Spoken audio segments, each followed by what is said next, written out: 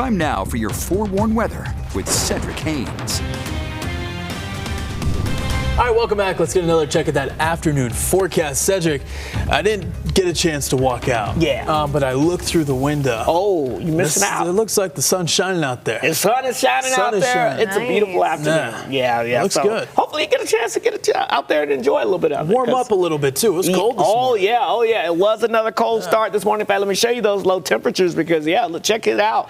We had temperatures along the Wasatch Front only dropping down into the 40s thanks to some extra clouds. But for our friends in central and southern portions of the state, look at those temperatures well down into the 30s. In fact, a lot of outlying areas south of I-70 making their way into the 20s this morning. So it was definitely quite chilly. Another I guess you'd call it a frigid start for this time of the year.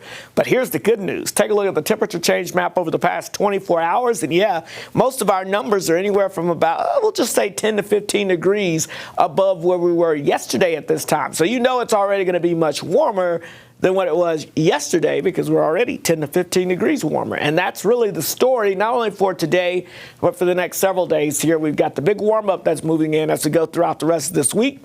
High pressure, of course, brings in the big warming trend across the area, but high pressure also puts a lid over the atmosphere, a cap on the atmosphere, and that means we're going to be drying things out. So after a fairly wet first half of May, I think the second half of May is not going to end up so wet. So we'll see how that balances out by the end of the month with the numbers, but it definitely looks to be a drying trend here for the next several days. And that does include as we head into our Memorial Day weekend as well. Right now, looking mainly on the dry side. A slight chance of a shower popping up, but right now, it looks like most of the storm systems will stay away from the area. All right, let me show you the temperatures out there right now. Again, 59 degrees in Logan. It's 64 in Salt Lake City. To put that into perspective, yesterday we had a high temperature in Salt Lake City of 57 degrees. So we are already smashing that out of the park, and we're going to continue to warm up a little bit more as we go throughout today. Upper 50s and 60s down across the rest of the state. And then notice as you get down towards lower Washington County, we've got temperatures around 73 degrees this afternoon. All right, let's get you out to Utah Lake where you can see again some very nice looking conditions out there as we've got those temperatures warming up. Blue skies mixed in with a few fair clouds, but overall a pretty nice start and nice afternoon out there, at least locally.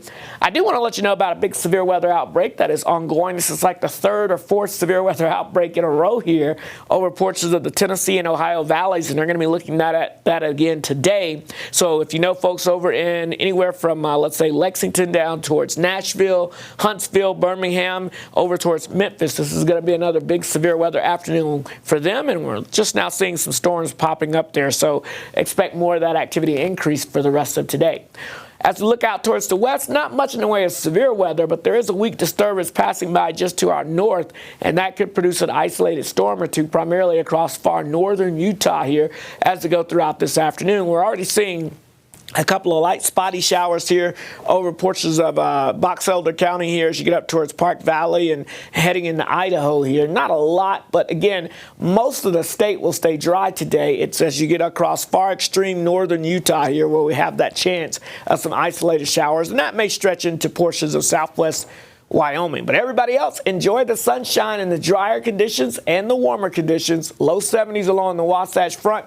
Upper 80s in southwest Utah. Here's where we have that chance of seeing some of those isolated showers, again, from Brigham City, Logan, over towards southwest Wyoming, Rock Springs, over towards Evanston, and one or two of these could produce a little lightning or some gusty winds. But the real story for the rest of the week is a big area of warm air building in. A weak front tries to move in late in the week, but even that is going to struggle to bring us much in the way of any big changes out there for us. So as we get towards your Memorial Day, right now, a sneak peek showing us warm conditions, but also looking primarily dry across the region. St. George, upper 80s, give way to temperatures into the upper 90s by the end of the week, and we stay into the 90s all the way through the weekend. The Wasatch Front, we've got low 70s today with temperatures into the 80s by the end of the week.